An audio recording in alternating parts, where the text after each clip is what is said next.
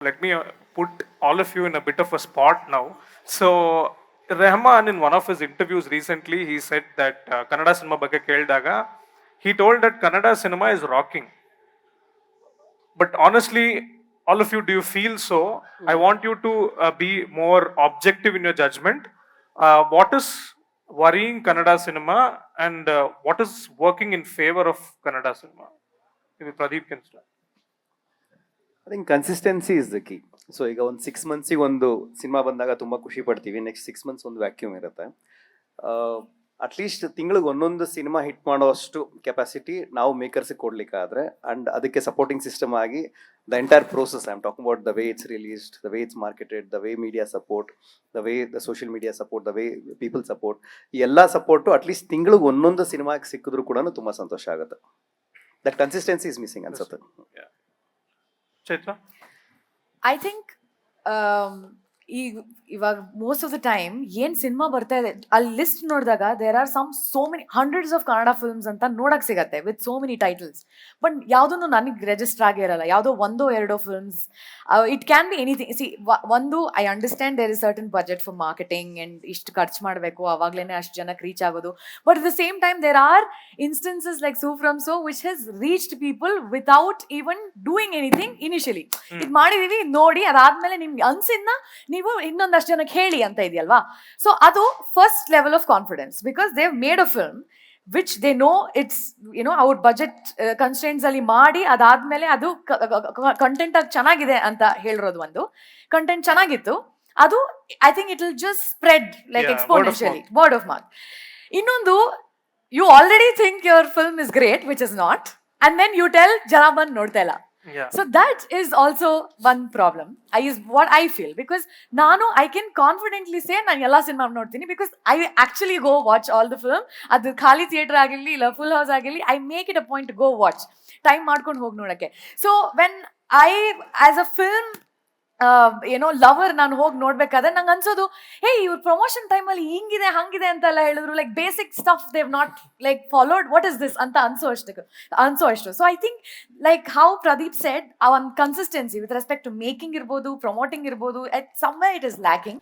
ನನ್ನ ಪ್ರಕಾರ ಅಂದರೆ ಇವಾಗ for most of the this generation filmmakers ಅಥವಾ ಈಗ ಎಕ್ಸಿಸ್ಟ್ ಇರುವಂಥ ಫಿಲ್ಮ್ ಮೇಕರ್ಸ್ಗೆ they have a realisation point, ಯಾವ್ದು ವರ್ಕ್ ಆಗುತ್ತೆ ಯಾವ್ದು ವರ್ಕ್ ಆಗಲ್ಲ. ಅಟ್ಲೀಸ್ಟ್ ಅವರಿಗೆ You're saying they're self-aware, like some of them, at least some of them, like ಅವ್ರು ಏನು ಮಾಡ್ತಾ ಇದ್ದಾರೆ, ಏಳುಮಲೆ ಏನು ಅವ್ರು ಟ್ರೈ ಮಾಡಿದಾರ, it is because of he knows what is working out ಅಲ್ವಾ. So that is why they are sticking on to their roots. ಆ ರೂಟ್ಸಿಗೆ ಸ್ಟಿಕ್ ಆನ್ ಆಗಿ ಸಿನಿಮಾ ಮಾಡೋದು ತುಂಬ ಇಂಪಾರ್ಟೆಂಟ್ ಇತ್ತು ಎಲ್ರಿಗೂ. ಅದನ್ನು ಮರ್ತಿದ್ರು ತುಂಬ ಜನ.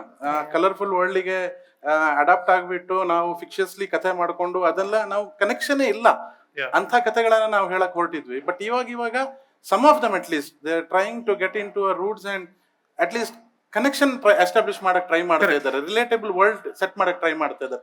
So that is happening in Kannada industry. At least some of them are trying to do it. So that if everybody tries, ಅಂದ್ರೆ ಎಲ್ಲರೂ ಅದೇ ಮೈಂಡ್ ಸೆಟ್ ಅಲ್ಲಿ ಬಂದ್ರೆ ಸಿನಿಮಾ ಮಾಡ್ಬೇಕಾದ್ರೆ, ಅಂದ್ರೆ ನಾನು ಏನ್ ನೋಡಿದೀನಿ, ನಾನು ಏನ್ ಎಕ್ಸ್ಪೀರಿಯನ್ಸ್ ಮಾಡಿದೀನಿ, ಅದ ಕಥೆನ ನಾನು ಫಸ್ಟಿಗೆ ಹೇಳ್ತೀನಿ ಅಂತ ಬಂದ್ರೆ ಡೆಫಿನೆಟ್ಲಿ ಆವಾಗ ಕನ್ನಡ ಸಿನಿಮಾ ಇಂಡಸ್ಟ್ರಿ ನೆಕ್ಸ್ಟ್ ಲೆವೆಲ್ಗೆ ಹೋಗೋದು ಅಂತ ಅಂತೂ ಶೂರ್. ಆದ್ರೆ ಆ ಪ್ರಯತ್ನ ನಡೀತಾ ಇದೆ. Kairam? ಸೊ ನೀವು ರೆಹಮಾನ್ ಅವ್ರ ಕಮೆಂಟಿಂದ ಶುರು ಮಾಡಿದ್ರಿ ಅಲ್ಲ, ಇದು ಒಬ್ಬರ outsider perspective. Exactly. Yeah, because it could also be from the place of Kantara and KGF doing well. ಅದರಿಂದ ನಮ್ಗೊಂದು ಪರ್ಸೆಪ್ಷನ್ ಬರುತ್ತೆ that Kannada cinema is back ಅಂತ. But somebody who watches a Kannada movie every Friday might have a different perception. Correct. And perhaps that is the perspective that I'll bring to this discussion. Is it rocking or not? I think it's for everyone to see. The audience will also be able to tell us that. And in terms of 2025 itself, I think it was the opposite. I think there were just huge periods of just absolutely no activity, right? At least no interesting activity. Yeah, so it's really an outsider's perspective. But what has been really working over the last 2-3 years at least is, ಇದು ನಾನು almost ಎಲ್ಲ ರಿವ್ಯೂನಲ್ಲೂ ಹೇಳ್ತಾ ಬರೋದು ಏನು ಅಂದರೆ, my biggest hope for KFI is the debutant directors. Right. And we have two great examples right with us here. And Shanil ಅವ್ರು ಹೇಳ್ತಿರ್ಬೇಕಾದ್ರೆ ಅನ್ನಿಸ್ತು, ಹೌದು ನನಗೆ ಒಂದು ತಾಕೀತೇನಿತ್ತು ಅಂದರೆ ನನ್ನಲ್ಲೂ ಇದೆ, ವಿಚ್ ಇಸ್ ನಮ್ಮ ಸುತ್ತಮುತ್ತಲು ಇರೋ ಇಂಡಸ್ಟ್ರೀಸ್ ಎಲ್ಲ ದೊಡ್ಡದಾಗಿರೋದ್ರಿಂದ ನಮ್ಮಲ್ಲಿ ಒಂದು ರೀತಿಯ ವಾನಬಿ ಆಟಿಟ್ಯೂಡು ಇದೆ. How do we get there ಅಂತ we are always looking up to someone else, and ಒಂದು ರೀತಿಯ ಇಂಪೋಸ್ಟರ್ ಸಿಂಡ್ರೋಮ್ ಕೂಡ ಇದೆ. ಸೊ ಅದರಿಂದ ಹೊರಗೆ ಬರೋದಕ್ಕೆ ಒಂದೇ ಒಂದು ವಿಧಾನ ಅಂದ್ರೆ relying on originality and sticking to your guns and sticking to your roots, and that is what Sanil was saying. And as he was saying, I was like, ಹೌದು, ಯಾಕಂದ್ರೆ ನನಗೆ ಯಾವಾಗ್ಲೂ ತೊಂದರೆ ಆಗೋದು ಯಾಕೆ ನಾವು ಸ್ವಲ್ಪ ವಾನಬಿ ಆಗೇ ಮಾಡ್ತೀವಿ ಎಲ್ಲವನ್ನು ಅಂತ. But that is what I think we have crossed, or at least we have figured out that going back and looking at where we come from is the only way out to come out of and on the flip side ನೀವು ಹೇಳಿದ್ರಲ್ವಾ, like comparing with other industries and we are wanting to be them, at the same time we are also ಏನಂತೀರಾ not convincing ourselves that we can be better than them, isn't it? ಈಗ Sue from So ಬಂದಾಗ I put out a tweet which went viral where first I wrote this is the best Kannada cinema so far ಅಂತ. ಆಮೇಲೆ ನಾನು ಅಳಿಸ್ಬಿಟ್ಟು I said this is the best Indian cinema, one of the best Indian films. Why should I restrict Sue from So to a Kannada movie, isn't it? ಅದು ಆಮೇಲೆ others started watching it. So I feel it works both ways. 100%, because of course ಅವ್ರಿಗೆಲ್ರಿಗೂ ನನಗಿಂತ ಹೆಚ್ಚು ಗೊತ್ತಿದೆ, because they work on it day in day out. ಆ ವಾನಬಿ attitude ಇಂದ ಒಂದು inferiority ಇದೆ ಅಂತ, ಅಂಡ್ ಅದನ್ನ ನಾವು to over compensate we try multiple things ಅಂತ ಕೂಡ ಅನ್ಸುತ್ತೆ. ಹಾಗಾಗಿನೇ when I don't know, he is not here amidst us, but then when someone like the combination of Prashant Neel and Yash, they dare to take that big leap, that gives confidence to so many more in the community ಅಂತ ಅನ್ಸುತ್ತೆ. Puneeth sir? Sir, ನನಗೆ ಬೇಜಾರು ಅನ್ಸೋದಂದ್ರೆ ಎರಡು divide ಮಾಡ್ಕೊಂಡು ಇಂಡಸ್ಟ್ರಿಲಿ ಆಡಿಯನ್ಸ್ನ ಸಿನಿಮಾಯಿಂದ disconnect ಮಾಡಿರೋದು ನಾವೇ. ಅಂದರೆ ನೋಡೋಕ್ಕಾಗ್ದಿರೋ ಕೆಲವು ಬ್ಯಾಡ್ ಎಕ್ಸ್ಪೀರಿಯನ್ಸ್ ಸಿನಿಮಾಸ್ಗಳಾಗಿರ್ಬೋದು, ಅದನ್ನ ಮಾಡಿರೋದು ನಾವೇ. ಹೇಗೇನದು ಸಿನಿಮಾನೇ ಕನೆಕ್ಟ್ ಮಾಡ್ಬೇಕು ಅವ್ರನ್ನ, ಅದನ್ನ ಮಾಡೋದಷ್ಟೇ ನಮ್ಮ ಕೆಲಸ ಆಗಿರ್ಬೇಕು ಯಾವಾಗಲೂ, ಅದನ್ನ ಮಾಡ್ಬೇಕು ಒಂದು. ಮತ್ತೆ ಅವ್ರನ್ನ ಪ್ರಾಕ್ಟೀಸ್ ಮಾಡಬೇಕು. ಅವ್ರು ಪ್ರಾಕ್ಟೀಸ್ ಆಗಿರೋದು ಯಾರಿಗೆ ಅಂದ್ರೆ ಸೂಪರ್ ಸ್ಟಾರ್ಗಳ ಸಿನಿಮಾ ನೋಡೋದಕ್ಕೆ, ಮತ್ತೆ ದೊಡ್ಡ ಸ್ಟಾರ್ ಡೈರೆಕ್ಟರ್ಗಳ ಸಿನಿಮಾ ನೋಡೋದಕ್ಕೆ, ಅಥವಾ ಯಾವುದೋ ಒಂದು ದೊಡ್ಡ ಬ್ಯಾನರ್ಗಳ ಸಿನಿಮಾಗೆ ಮಿನಿಮಮ್ ಆಡಿಯನ್ಸ್ ಅವರು ರೆಗ್ಯುಲರ್ ಆಡಿಯನ್ಸ್ ಅವರು. ಅವ್ರಿಗೆ ರೆಗ್ಯುಲರ್ ಸಿನಿಮಾ ಕೊಟ್ಟು ಫಸ್ಟ್ ಪ್ರಾಕ್ಟೀಸ್ ಮಾಡಿಸ್ಬೇಕು ನಾವು. ಅದು ಸೂಪರ್ ಸ್ಟಾರ್ ಸಿನಿಮಾಸ್, ಅದು ಇಟ್ಟು ಫ್ಲಾಪ್ ಅದ ನೆಕ್ಸ್ಟ್ ಅದು. ಅಂದ್ರೆ ನಾನು ಅದೊಂದು ರೆಸ್ಪಾನ್ಸಿಬಿಲಿಟಿ ಅಂತ ಹೇಳ್ತಾ ಇರೋದು. ಹೇಗೆ ನಾವು ಆಡಿಯನ್ಸ್ನ ಥಿಯೇಟರ್ ಕರ್ಸ್ಕೋಬೇಕು ಅಂದ್ರೆ ಅವರೇ ಕೊಟ್ಟಿರುವಂತ, ಅವರೇ ಸ್ಟಾರ್ ಮಾಡಿರುವಂತ ಡೈರೆಕ್ಟರ್ಗಳಾಗ್ಲಿ ಹೀರೋಗಳಾಗ್ಲಿ ಫಸ್ಟ್ ಜವಾಬ್ದಾರಿನೇ ಅವ್ರನ್ನ ಹೇಗೆ ಥಿಯೇಟರ್ ಕರ್ಸ್ಕೊಳ್ಳೋದು ಫಸ್ಟ್. ಅದನ್ನ ಅವ್ರು ಮಾಡಿದ್ರೆ ಹೊಸದು ನಮ್ಮ ಜನರೇಷನ್ ಡೈರೆಕ್ಟರ್ಗಳಿರ್ಬೋದು, ಹೊಸಬ್ರು ಇದ್ದಾರೆ ಏನ್ ಹೇಳಿದ್ರು ಅದು ಇವ್ರು ಸರಿ ಹೇಳ್ದಂಗೆ ರೂಟೆಡ್ ಕಥೆಗಳಿರ್ಬೋದು, ಅಥವಾ ನಮ್ಮ ಲಿಮಿಟೇಷನ್ಸ್ ಅಲ್ಲಿ ಕೆಲವು ಮಾಡೋದಕ್ಕಾಗೋ ತರದ್ದು ಪ್ರಯತ್ನಗಳಿರ್ಬೋದು, ಅವಾಗ ಅದಕ್ಕೂ ಒಂದು ರೆಸ್ಪೆಕ್ಟ್ ಸಿಗುತ್ತೆ. ಅವ್ನು ಪ್ರಾಕ್ಟೀಸ್ ಆಗಿರ್ತಾನೆ ಆಡಿಯನ್. ಪ್ರತಿ ಸಲಿನೂ ಇಡೀ ವರ್ಷ ದರ್ಶನ್ ಸರ್ ಸಿನಿಮಾ ಥಿಯೇಟರ್ ಇರಲ್ಲ, ಸುದೀಪ್ ಸರ್ ಸಿನಿಮಾ ಥಿಯೇಟರ್ ಇರಲ್ಲ, ಬೇರೆ ಒಂದು ಸಿನಿಮಾ ನೋಡ್ಲೇಬೇಕು ಅವ್ನು, ಯಾಕಂದ್ರೆ ಅಡಿಕ್ಟ್ ಆಗಿರ್ತಾನೆ ಸಿನಿಮಾ ನೋಡೋದಕ್ಕೆ. ಅವಾಗ ನಾನು ಸಿನಿಮಾಗಳು ಮಾಡ್ಬೋದು.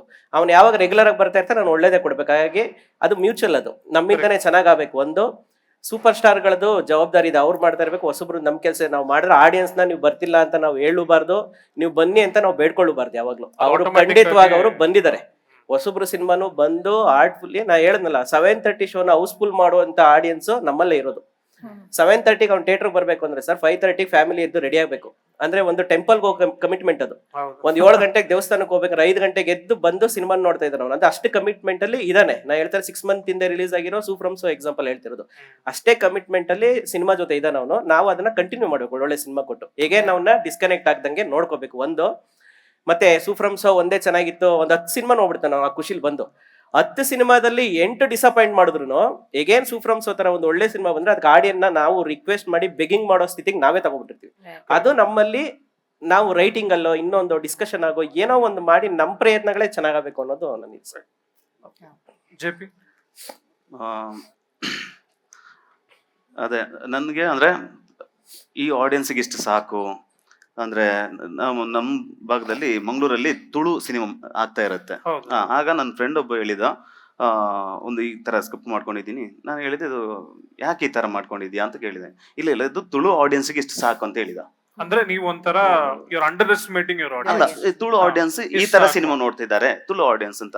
ಅದಕ್ಕೆ ನಾನು ಹೇಳಿದೆ, ಓಕೆ ಒಬ್ರನ್ನ ನೀ ಕರ್ಕೊಂಡ್ ಬಾ, ತುಳು ಆಡಿಯನ್ಸ್ ಅಂದ್ರೆ ಅವ್ನು ತುಳು ಸಿನಿಮಾ ಮಾತ್ರ ನೋಡ್ತಾ ಇದ್ದಾನೆ ಅಂತ. ಹಾಗಾದ್ರೆ ಮಾತ್ರ ಅವ್ನು ತುಳು ಆಡಿಯನ್ಸ್. ಕರೆಕ್ಟ್. ಈಗ ನಮ್ಗೆ ಅಂತ ಆಡಿಯನ್ಸ್ ಇಲ್ಲ. ಎಲ್ಲ ವರ್ಲ್ಡ್ ಎಲ್ಲ ಸಿನಿಮಾ ನೋಡ್ತಾ ಇದ್ದಾರೆ. Fair enough. ಇಲ್ಲಿರೋ ಆಗ ಅವ್ರು ಎಂಟರ್ಟೈನ್ ಯಾವ್ದು ಆಗ್ತಾ ಇದೆ ಅದನ್ನು ನೋಡ್ತಾ ಇದ್ದಾರೆ, ಅದ್ರಲ್ಲಿ ತಪ್ಪೇ ಇಲ್ಲ. ಈಗ ನಾವು ಮಾಡ್ತಾ ಇಲ್ಲ, ನಾವು ಯಾವುದೋ ಒಂದು ರೀತಿಯ ಸಿನಿಮಾ ಮಾಡ್ಕೊಂಡು ಥಿಯೇಟ್ರಿಗೆ ಬನ್ನಿ ಅಂತ ಕರೆದ್ರೆ ಅವ್ರು ಬರೋದಿಲ್ಲ. ಅವರೊಂದಷ್ಟು ಕೆಲಸ ಕಾರ್ಯಗಳಿಂದಾಗಿ ಅವರದೇ ಆದ ಇದರಲ್ಲಿ ಇರ್ತಾರೆ. ಅವರಿಗೆ ಬೇಕೇ ಇರೋದೇನು ಥಿಯೇಟ್ರಿಗೆ ಬಂದಾಗ ಎಂಟರ್ಟೈನ್ಮೆಂಟ್. ಅದನ್ನು ಮಾತ್ರ ಯೋಚನೆ ಇಟ್ಕೊಂಡು ಒಂದಷ್ಟು ಸಿನಿಮಾ ಬ್ಯಾಕ್ ಟು ಬ್ಯಾಕ್ ಬಂದ್ರೆ ಥಿಯೇಟ್ರಿಗೆ ಬರುವಂತ ಕಲ್ಚರ್ ಇನ್ನೊಮ್ಮೆ ಶುರು ಆಗುತ್ತೆ. ಆಗ ಒಂದಷ್ಟು ಸಿನಿಮಾ ಬೇರೆ ರೀತಿಯಲ್ಲಿ ಯೋಚನೆ ಮಾಡುವಂತ ರೀತಿ ಇದಾಗಬಹುದು. ಅದಾಗಬೇಕು ಅನ್ನೋದು I had a point. So basically, as you mentioned, realistic, relatable, rooted. This is the approach. This is what every industry is evolving towards. ಈಗ ಅಂದರೆ ನಾವು ನೋಡಿರೋ ಕಥೆಗಳನ್ನ ಹೇಳಬೇಕು. ಅಂಡ್ ಅಫ್ಕೋರ್ಸ್ ಎಲ್ಲರೂ ಆ ಪ್ರಯತ್ನದಲ್ಲಿದ್ದಾರೆ. ಆ್ಯಂಡ್ ಎಲ್ಲರಿಗೂ KV ಥರ ಹೊಂಬಾಳೆ ಥರ ದೊಡ್ಡ ದೊಡ್ಡ ಪ್ರೊಡ್ಯೂಸರ್ಸ್ ಸಿಗಲ್ಲ. ಬಟ್ ಏನಾಗುತ್ತೆ, ಒಂದು ಆಸ್ ಎನ್ ಇಂಡಸ್ಟ್ರಿ ಒಂದು 3 ರಿಂದ 5 ಕೋಟಿ ಬಜೆಟ್ನಲ್ಲಿ we are able to produce more number of movies. ಅಂದರೆ ಈಗೇನಾಗಿದೆ, ಗ್ರೀಡ್ ಅನ್ನೋದು ಕಿಕ್ಕಿನ್ ಆಗಿದೆ. Okay. ಸೊ ನಮ್ದೊಂದು ಮಾರ್ಕೆಟ್ದೊಂದು ಬ್ಯಾಂಡ್ ಬಿಡ್ತಿದೆ. ಸೊ ಬಿಯಾನ್ಡ್ ದಟ್ ನನಗೆ ಅದು ಕಾಣಿಸ್ತದೆ. ಬಟ್ ಓಕೆ, ಅಲ್ಲಿಗೆ ಏನು ಮಾಡಬೇಕು, ಬಟ್ ಈ ಲೋಕಲ್ ಸ್ಟೋರಿನ ಗ್ಲೋಬಲಿ ಪ್ರೆಸೆಂಟ್ ಮಾಡಬೇಕಾದ್ರೆ ಈ ಕರೆಂಟ್ಲಿ ನೋಡ್ತಿರೋಂಥ ಆಡಿಯನ್ಸ್, ಅಂದರೆ ವರ್ಲ್ಡ್ ಮೂವೀಸ್ನ ನೋಡ್ತಿರೋಂಥ ಆಡಿಯನ್ಸ್ಗೆ ಇದು ನೋಡ್ತಾರಾ, ಇದರ ಅವಶ್ಯಕತೆ ಇದೆಯಾ? Because you can't force them. Today ಒಂದು ರೀಲ್ನ 2 ಸೆಕೆಂಡ್ನಲ್ಲಿ ಡಿಸೈಡ್ ಮಾಡ್ತಾರೆ, ನಾ ಈ ರೀಲ್ ನೋಡ್ಬೇಕಾ ಬೇಡವಾ ಅಂತ ಡಿಸೈಡ್ ಮಾಡ್ತಾರೆ, ಸ್ವೈಪ್ ಮಾಡ್ತಾರೆ. ಸೊ ಅಷ್ಟು ಕ್ಲಾರಿಟಿ ಅವ್ರಿಗಿದೆ ಬೇಕಾ ಬೇಡವಾ ಅಂತ. So you can't force them. So only thing is you can tell them a story that will actually get connected. ನೋಡ್ಬೇಕು ಅಂತ ಅನ್ಸಿದ್ರೆ ಬಂದೇ ಬರ್ತಾರೆ, ನೋಡ್ತಾರೆ ಅಂತ.